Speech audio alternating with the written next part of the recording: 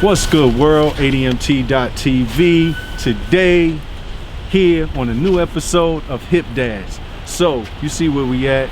BRONX, Big Pun Mural. Got a new guest here. EXCELL Bryant. Live Wire Empire Entertainment. Yeah. So we here to talk today. So tell the people a little bit about what it is that you do from a promotion standpoint. Well, first and foremost, I want to give glory to God. You know what I'm saying? It's a beautiful, classic Bronx day out here in the city with the snow and all that. I appreciate everything. I appreciate this bro right here, man. He's been laying the foundation, you know what I'm saying, for the culture to move forward, and that's always needed. So to answer your question, I created an event production company to basically operate with the same logistical aspects as a Live Nation, but a lot of independent artists don't have access to Live Nation. You understand? They go to the studio, they record their music, and then they don't have a way to really create stages for themselves. So growing up within the music business, I seen a gap, and there was something to be filled. And I said, you know what? I'm a huge fan of hip hop. I grew up in the culture, but I'm not a rapper. So how can I contribute to the culture? So I figured my best asset was to operate as an event production company, because I always loved live shows. That was always my thing. And I had a vision of what I would love my live shows to look like. And by creating Livewire Empire Incorporated with myself and my partner Swag, shout out to Swag, you know what I'm saying? I couldn't do it without him. So between us two, creating this platform, we were able to influence a lot of events in the city of New York. And although we started in the Navy, we started in the military, so salute to all my vets out there, you know what I'm saying? Salute, thanks for serving, for sure, for sure. You know, and you know, it's official, use the jacket and all that, just let it be known, you know what I'm saying? I'm not capping, ain't no capping out here. There you go. But we started in the Navy out in Virginia. We were stationed in Norfolk, Virginia, and we started doing our shows out there. And then as time progressed, we realized we went from a record label to a management company to a media production company, and then we found our niche in event production.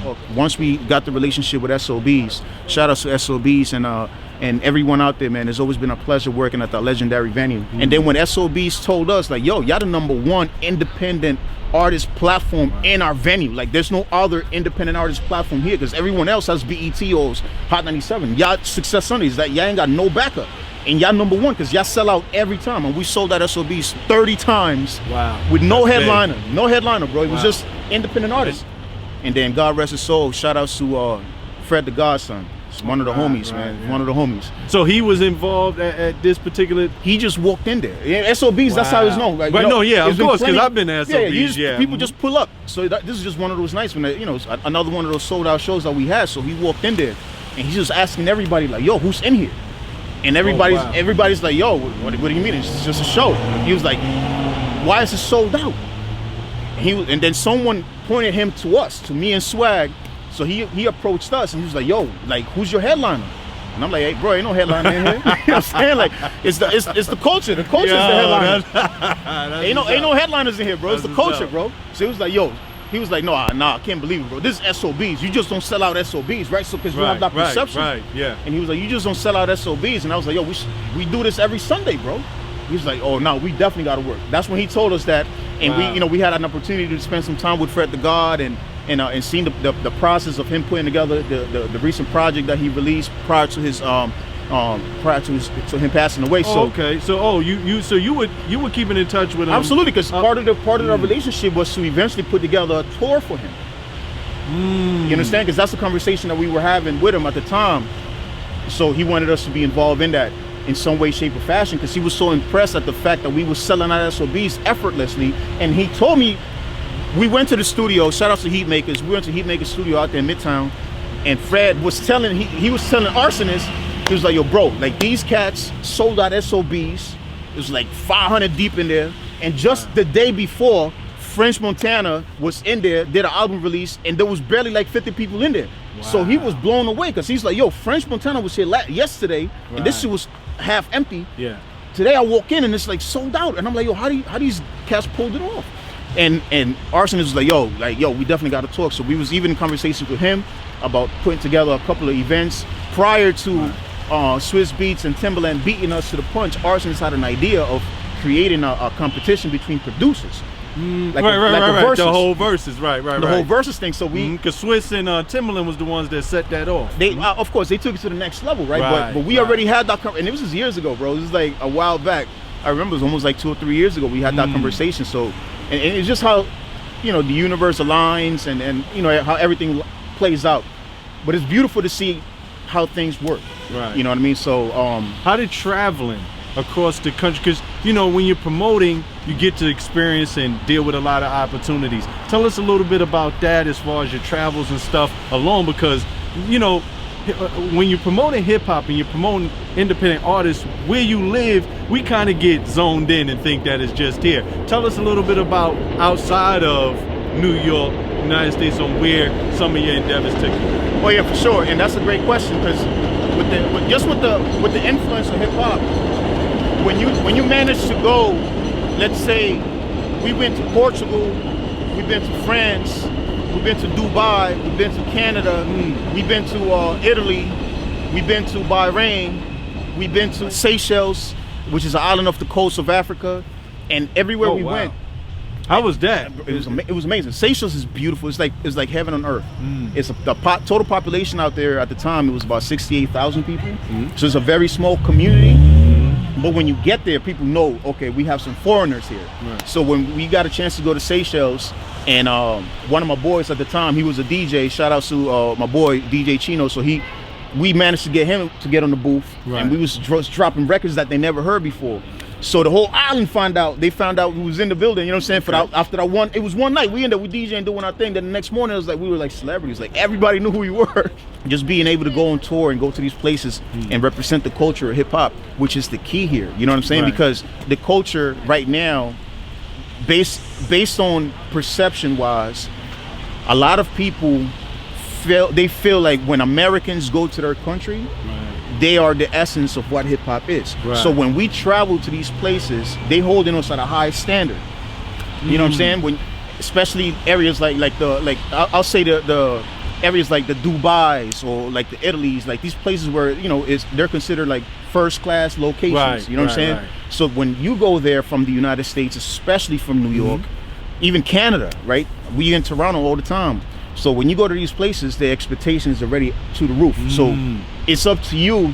And these are independent artists, so now you really got to step your game up. 100%. And that's why we always felt the need to bring the best qualified artists to go to those locations, because we didn't want to go out there and disappoint the expectation that these people had for us.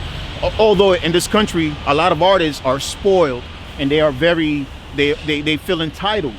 You know what I'm saying? And that's one of the things about this whole thing, and I'm gonna look straight in the camera when I say this, is one of those things about the culture that disappoints me, because the culture don't owe you anything. The culture paved the way for you, so in fact you owe the culture. So it's your responsibility to keep the culture at the level that our founding fathers expected us to keep the culture. You know what I'm saying? And that's one thing that I always hold dear, and I'm very particular with the artists that I work with, because okay, granted, maybe you have a movement on your block and people, you know, a lot of people in your ear and you have a lot of support, but that doesn't necessarily mean you represent the culture the way that the culture should be represented. Just because there's a lot of people behind you and you got a movement and you have, you know what I'm saying, all these people in your corner, doesn't necessarily mean that you are for the culture. Granted, you may be just for the bag, get your bag, but you're not for the culture. So I like working with people that are for the culture, such as my brother right here, D. He's for the culture. There's a platform that's needed for the culture. But anyway, so when you go overseas, and I always tell all these independent artists, you spend $2,500 to go to South by Southwest in Texas. $2,500, right? For your flight, your hotel accommodations. See, y'all getting a breakdown. Listen, pay attention to this. All you independent artists out there, listen to how it's supposed to be done. So you get, let's say you got a $2,500 budget. I mean $2,500 budget. So you have $2,500 and you say, yo, I'm gonna go to South by Southwest. And granted, it's a big event. There's a lot of artists, there's a lot of things going on in South by Southwest, but you are not the center of attention in South by Southwest. You understand? So you invest in $2,500 just to be in a place where everyone else is at. And mind you, you get a chance to probably perform in a little hole in the wall, and you pay to perform there. You're paying like $500 maybe just to do 2 minutes, 3 minutes. You know what I'm saying? So Yeah. that $2,500 was just for your flight and your hotel accommodations and your food. Wow. You still got to drop bread just to perform at a hole in the wall spot. So you end up spending, let's say, and mind you, we're not accounting for your clothes, your gear, and everything else you got to cop just to get ready. So let's say with $4,000, you got a $4,000 budget just to go to South by Southwest for 2-3 days. And that's just you, not you. That's and just your one mans. person. That's a It's you, fact. right. That's a fact. So it's just you. And God forbid it's a group. It's a group of y'all. If y'all group, maybe 1, 2, or 3 of y'all coming off the pocket. You know what I'm saying? At least $12,000 if it's 3 of you guys. But if it's just one person, it's $4,000. So you go out there and you perform for 2-3 minutes, put it on your Instagram, and then that's it. It's over for you. Right. That was your whole South by Southwest experience. Right. When you could go to Dubai for $1,700 or half of that, right? You go to Dubai for a whole week, hit the studio, hit the radio station, collaborate with artists, go be VIP everywhere you go because you're from New York and you represent the culture. You get the red carpet treatment for half the price that you will spend going to South by Southwest. They will treat you a lot better over there. You know what I'm saying? And half the price. So and you get more content because now you not only did you get a chance to work with artists from Dubai, but you also got content in the sense of media content. Now you have actual images that you can share on social media. You could even go out there and create your own vlog while you out there just documenting your whole experience in Dubai. And that's something that not anyone can do. So now you're moving different. Now you're moving international. Now you have the international stamp because you were able to go somewhere else and hit the studio and work with the artists. Now you're collaborating with artists. You have relationships that are going to be priceless if you know how to use them the right way. If I was you, I'll go overseas because you have a better impact. You'll be treated a lot better. People will really acknowledge what you do and they will respect you and they will appreciate you a lot more versus going to these locations, the BET awards and all that shit is like, it's cool, but it's not cool for you because you're not an industry artist. You are an independent artist, so you have to move in a way that's gonna make sense for you to level up. Going to BET awards doesn't mean nothing if you're an independent artist because we all know that you just there because you got a plug. You're not there because you got invited. We know that. In the era of social media, we know the truth now. We can expose you now. Yes. You understand? Yeah. But if you go to Dubai, oh wow, he in Dubai. Or she's in Toronto doing her thing. Right. Toronto is right up there. 8 hours if you drive in or 45 minutes if you fly. It's right there. You can how is the love for independent artists when you go to, like you said, outside of the States or Toronto, something like that? How is the love for the independent artists as opposed to, because see in New York, we get a lot of the artists that come, I remember Lyricist Lounge was one of them. Right. SOBs and all that. You would go there as an independent artist, get your money up, you go do the shows, and then don't really get much from it. Right. From your standpoint and outlook of it, traveling outside of the country, if you're able to do that, as long as you make sure that your budget is right and everything else, you would get a better perception. Absolutely. Okay, great. Absolutely. Great. The reward is a lot better if you choose to travel overseas. But this is the thing. This is the key with overseas. Don't go overseas expecting people to treat you the way they treat Jay-Z. You know what I'm saying? Right. Go overseas with the intention that you are open-minded. That's one thing. You have to go over there and be open-minded because overseas they have their own version of hip-hop. Right. So you can't go over there thinking that, yo, I'm from New York or wherever it is that you come from and hey, this is how we do it. No. You got to respect their version of hip-hop because hip-hop is global now. You know what I'm saying? So it went far thanks to the pioneers. You know what I'm saying? We over here, shout out to Big Pun, and we in the home of hip-hop. You know what I'm saying? This is where it was born, the BX. So it's gone in so many different places, right? So I recommend all independent artists, when you guys do go overseas, do your research, network. That's one thing, one advantage that we have now with social media. You can easily reach out to anyone, wherever it is that you want to go. If you want to go to Dubai or South Africa, send them a DM. They're gonna respond.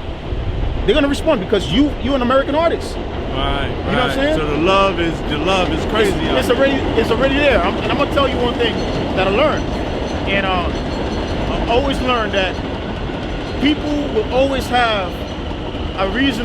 They'll give you the opportunity to have a first impression. It's up to you on how you handle their reaction after they meet you. You know what I'm saying? Right. So if you're on social media and you're like, yo, listen, what's good? I'm interested in collaborating, working with you guys. Now you got to keep that energy up. You got to be consistent because now if they open up that door and they say, perfect, let's work, and then you go and you finally meet that individual and the energy is not there, Right. now you live in a bitter taste in their mouth, and they like, nah, I had a conversation with this American artist before and it didn't work out, so I'm good. Right. So now they're gonna put that wall. Right. But if you do happen to have the opportunity to network with artists overseas, bring something for them. Meaning, you go overseas and it has to be bigger than your music. So it could be a situation like this. And I had the opportunity to coach an artist through this, and he's doing extremely well right now. And I said, listen, bro, you go overseas and you collaborate with these people. You tell them, look, just having your feature, having us collaborate and create a record together, I'll bring that record to the States and I'll shop it around to the radio stations out there in the United States. So I'll give you exposure, I'll give you spins in US radio. Right. The artists overseas will look at that and be like, yo, I always dream about my voice being heard in the US, so I'm definitely down for that. Right. But don't go overseas with nothing to offer except, well, it's my music, I'm gonna give you some bars. Ain't nobody trying to hear that, bro. You know what I'm saying? Like, ain't nobody trying to hear that. Like, you like literally, you have to really bring something to the table, because they out there, they becoming self-sufficient. These individuals, these creators overseas, they have their own version of what the culture is for them. But when we there, even you yourself, like, you can easily reach out to an artist overseas and say, hey, listen, I'm thinking about traveling to Italy, for example, and I would like to interview you for a podcast. They'll be down. Wow. They will be all the way down, because it's like, yo, we always wanted that exposure, because I know if you come so just some exposure is a lot. It's everything for them. What are some of the hurdles that you had to face? Because a lot of times people think, oh, the promoter, it's easy. It's easy work. You get the best ordeal. You get the nicest. What is some of the hurdles that you had to face in the expectations of an artist coming to you, what you could provide for them, and in turns, what could come back for you? Well, some of the most difficult challenges were to convince the artists that we were serious about what we're doing, because we always told them, like, yo, if Puffy was to hit you up and say, yo, perform at this show, you will do it without a heartbeat, without any question. You will be there because Puffy said it. But if we go and we say, yo, this is what we need you to do, now you're giving us, you know what I'm saying? Like, we gotta pull teeth just to get you to do something that's gonna benefit you anyway. What you put in is what you get out. He's giving real, this is why I have him on here, yo, to give you guys, you independent artists out there that's working, you want to promote yourself, but again, man, you gotta put, what you put in is what you put out.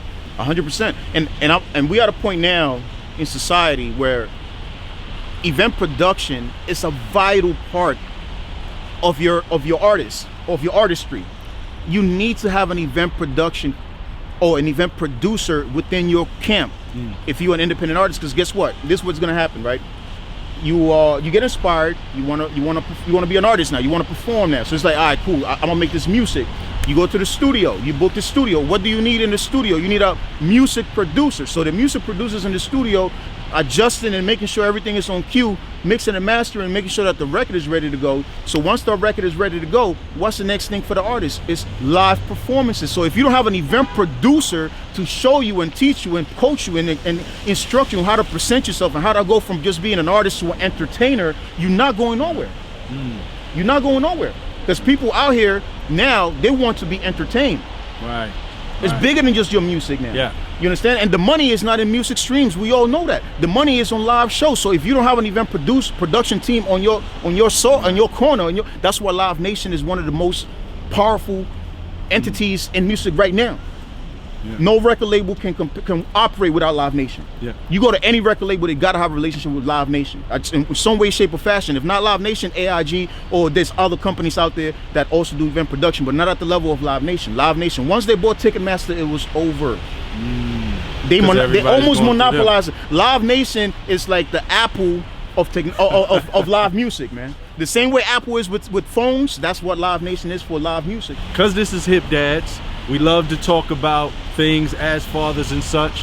How is, the promotion, how is that impact family-wise? Because again, what people don't see, again, I always say this is the human side. Right. It takes away from a lot. A lot of times when you're so focused on your craft, your job, your career, whatever it is you're doing, your passion, a lot of times family time gets taken away. Right. Tell us a little bit about that and how important it is for you to remain focused. To answer your question, it was very challenging in the beginning, but as I matured and as I got older and I got more empowered within my own culture, I was able to make time for my kids. So it felt better knowing that I can cancel this show or I can postpone this event because I want to spend time with my children. But by that time, my daughter was already, which she's here with me now. We're gonna bring on, so it's a good segue into this. Go ahead, finish it. So you know, she was 14. By the time I realized, okay, cool, you know what I'm saying, let me balance things out. But in the beginning, it was very rough to the point where it cost me a relationship with her mother because she, you know, we was going back and forth back then when I was younger, and she made it clear to me that it's either Livewire or the family, and I'm like, oh man, I gotta choose. So it was one of those things, but. Thank God. We give you the real on HiP DaD'S. We ain't just, it's HiP DaD'S for a reason. And we talk as men, we talk as human beings. Right. And, you know, our job is to always, you know, correct what's going on and make sure that we continue to give back to the world and give back to society. We're about to bring my daughter, young queen on. Just come on. We brought his young queen on here, so tell us a little bit about how this experience has been for you with your dad. And I know, you know, sometimes being busy, how has that impacted you as a young lady?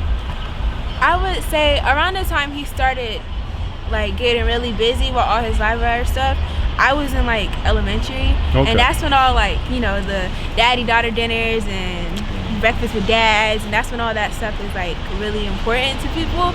And even though I was like proud because I could see him, you know, like, oh, my dad did that, and like I could just brag on him. There was some days I was like, well, dang, I wish he could just, you know, come on and do this little thing with me. But I learned that, you know, everything happens for a reason, and I think it was just better that I didn't experience that, because now it's like we do more now than we did when, you know, all that other little things were happening. So. And sometimes it's just, you know, a growth with us. You know, listen, I'm one of those people. I'm a workaholic by nature, and I had to learn too to make adjustments because we only get one time. That's it. And it's a lot of times, especially as young ladies, young men, man, sometimes you want to give so much that you don't realize you miss those little things. So what's next for you, man? Right now it's just about the future. You know what I'm saying? It's about making sure first and foremost you have a relationship with God. It's crazy out here. So we definitely got to get closer to our Lord and Savior. And it's about laying the foundation for the children. Make sure that they understand the mistakes we made. They don't have to repeat them. You know, so to me, the culture, I remember, God rest his soul, one of my best friends in the industry, man. I had a chance to speak to him. And I was going through a debate at the time, through a crossroads. My brother Glenn, I love you, man. God rest your soul, bro. And shout outs to young Cassius out there in Brooklyn doing this thing as well. And shout outs to the bro, my boy. Everybody out there in New York City, all y'all New York City members and the crew out there in New York City, man. Shout outs to you. But I remember Glenn, we was on the phone, and Glenn was like, "Yo, stop worrying about the culture, because you are the culture. Whatever culture you create, that's what the culture you're gonna get." You know what I'm saying? So when he said that, it really clicked. Because I was concerned about a lot of things that were outside of my control, but I wasn't concerned about things that was within my control at the time. So when he said that, it really put some perspective, and I said, wow, he's right. Because if I fall dead right now, then whatever's going out there is still gonna happen. Right. You know what I'm saying? But if I lay a foundation now, and I said it so strong that it will be unbreakable, then the future, our legacies, our children, they'll be able to live up for that for years to come. And that's what I'm about right now. You know what I'm saying? I'm all about creating a future for my children, inspiring people. You know, you follow me on social media, you see what it is. I'm out there trying to indirectly inspire and motivate people. Because there's so many people out there right now that they have the opportunity to be influential, but they're not taking that responsibility too serious. Right. They'd rather be celebrities than be leaders. You know what I'm saying? So I'm in a position of leadership. I'm not worried about no celebrity. I'm not worried about that kind of attention. I just want to be a leader within my community. So whoever follows me on social media, whoever I shake hands with or share a conversation with, my goal is to make sure that we have a productive level of energy that's being shared.